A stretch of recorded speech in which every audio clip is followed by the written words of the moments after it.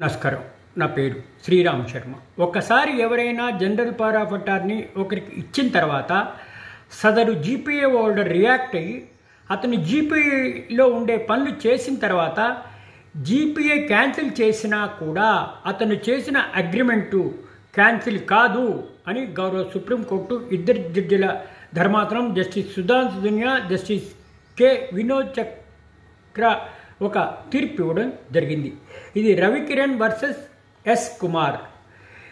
Trial court ఇచ్చిన తీర్పును set aside చేసింది హైకోర్టు ఇచ్చిన ఆదేశాలను తప్పుపడుతూ గౌరవ సుప్రీంకోర్టు ఇద్దరు జడ్జిల ధర్మాసనం తీర్పు ఇవ్వడం జరిగింది.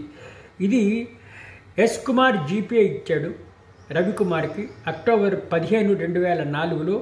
GPA holder sale deed register చేశాడు 2004లో. 2009వ సంవత్సరంలో ఇలా క్యాన్సిల్ చేస్తే కూడా ఆ సేల్ డీడ్ వ్యాలిడే.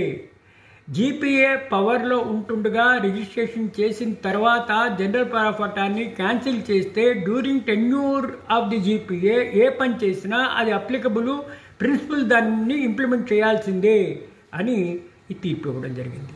Thank you.